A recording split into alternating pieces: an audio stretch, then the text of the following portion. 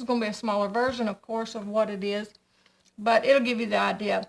And this piece isn't painted, but I wanted you to be able to see the contrast anyway, so I'll give you that. So this here is a 1x2, and you can get them the length you want them. Mine is 8 foot. You can get 6 foot, 10 foot, whatever. Just be sure whatever size you get, you have something good to brace it with. These are 1x3s. There's 2 1x3s. They're not painted on that side. I'm using these actually as my trim work around my home, so I just thought I'd use these pieces to show you. So there's 3 of those. And this is basically going to be laid out like this right here. This one's going to be down flush on the ground. Well, not on the ground, but it'll be putting it together will give you the idea. This one will be flushed down like that. This will be flushed down like that. So that's how it'll be put together. Now, because this type of wood, and for the type of thing you're going to use it for, it's an interior decorative thing, I suggest that you take a drill bit along the sides, and these are 2-inch. This is what you need. I didn't have but a few 2-inch left, so I brought these in here just to get it together. But 2-inch screws, these here have a Phillips head bit. It might be a stripped one there anyway. And I suggest that you use a drill to make your holes first, and use it either along the size that your screws are, or just a tad smaller, because your wood might split and it'll just kind of mess up your whole theme going on. Now, anybody that would want to could glue this right here before we attach this, and that's all good, but I'm not going to do that, and I didn't do it on mine at this time. So that's it. Now remember, this is the part that's going to be seen by everybody, and then the sides. So this back here is not going to be seen. This back part behind it ain't going to be seen. So what you want to do, though, is to line your drill bit up down here on the bottom. You know that your board is about yay thick, so you don't want to go no deeper than that. So I'm going to drill a hole. I hope you can see what I'm doing here all right. I'm going to drill a hole around right in here. Now you can do these a foot apart, 18 inches apart, whatever. And I want to drill it actually all the way through. Make sure you got you something there that you can. And I'm just going to imagine now I'm doing this about every 12 to 18 feet apart, depending too on the weight you're going to have on it. So judge that by that. So we're going to imagine this is an 8-foot piece, but it's not. Take it about a 1/4 inch from the edge. I would say a 1/4 inch. Drill you another hole all the way through. Well, it helps I have it that way. And then a 1/3, we'll say, on this one.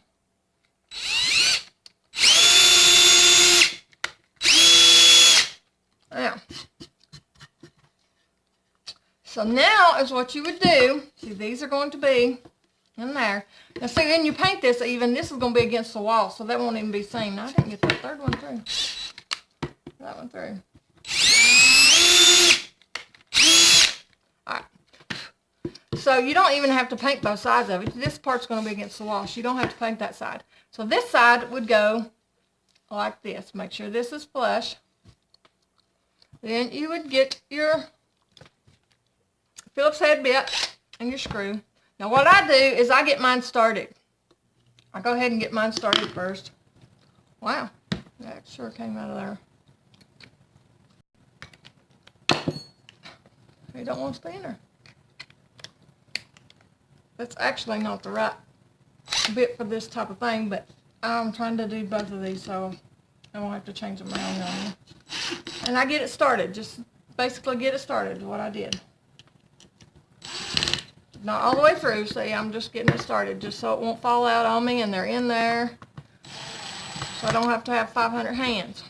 Now, see, you see what it's kind of going to be. So now you're going to drill into that one there. So if you can get you some good leverage somehow, I'm doing this for the camera so it's going to be a little different for me, but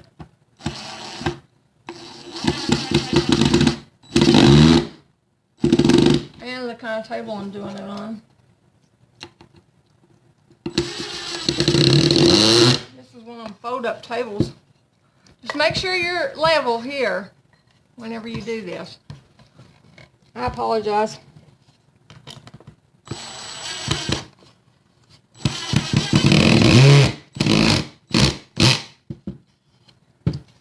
Let me get on this edge over here so I have something to push on. There I go. This table is one of those plastic fold-up tables, so it ain't wanting to cooperate with me.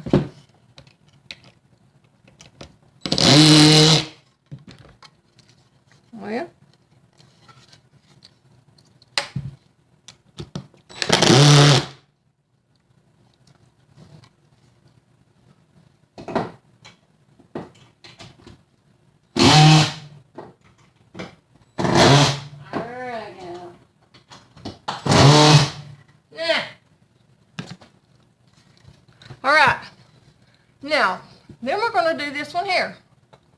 And we're basically going to do the same type of thing that we did on the other. Got it there. Make sure you're lined up good, the best you can anyway, and such and such. And we're going to do the same thing here. Oh, this is getting trickier for me. And once again, be sure that you stay within 1/4 of an inch because you don't want to come up here. So stay close, about 1/4 of an inch from that edge. Oh, I ain't got nothing to do this morning.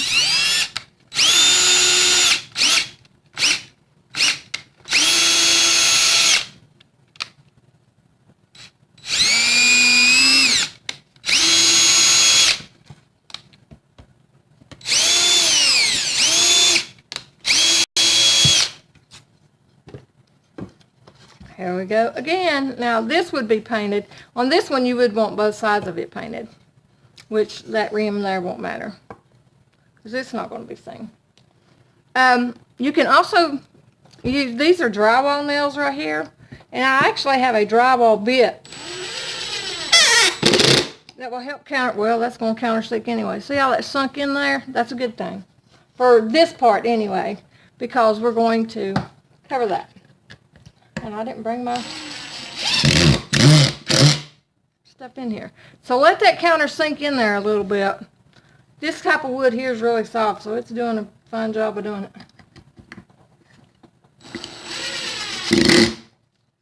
Now I would take my joint compound, which I didn't bring in here.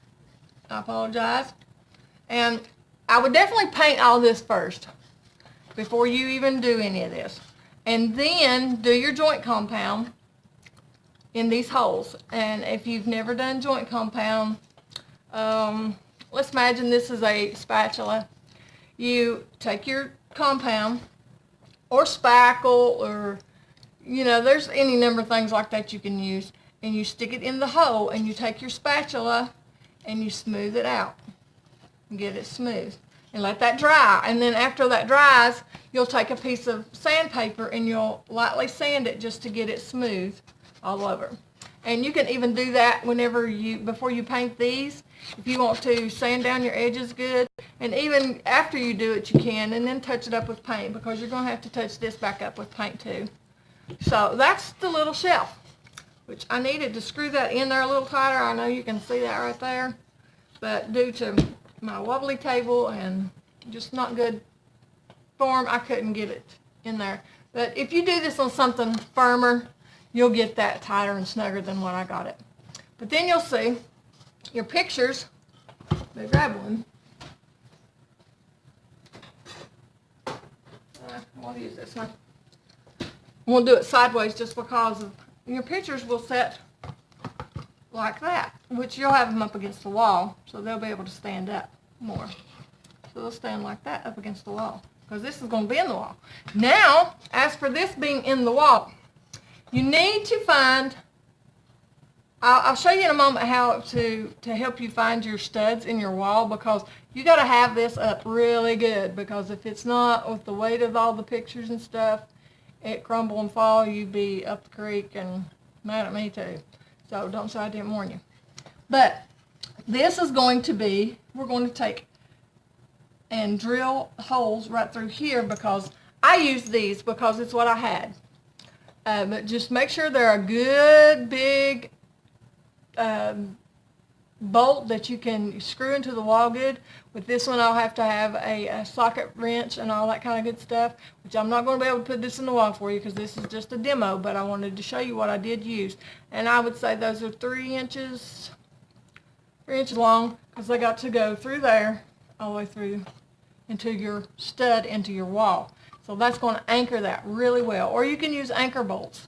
There's anchor bolts, just whatever you feel comfortable with, but do be sure that you get it in there good in those studs, because if you don't, you're asking for trouble. So what I would do though is after I find my studs, well, I guess I'd grab a bit.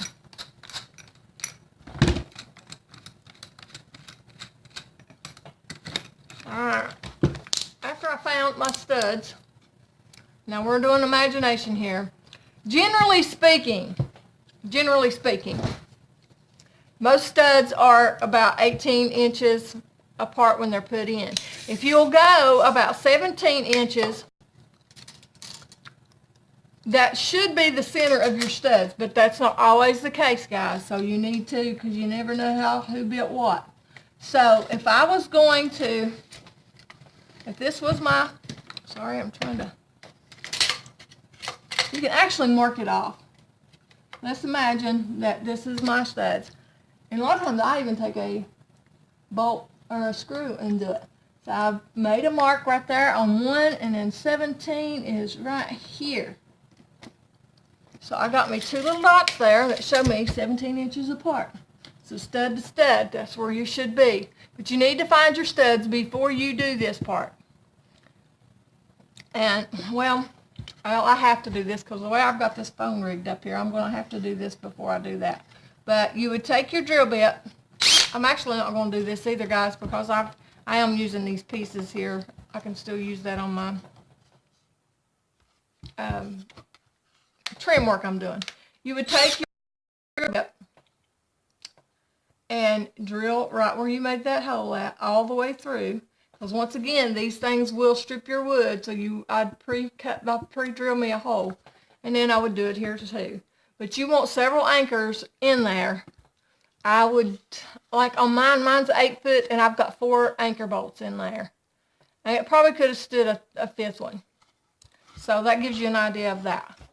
So, let me take this down. There it is again, for anybody that wants to see how it's set up against the wall. Now, as for finding your studs, I don't know if I can show you this good or not, but I'm going to try.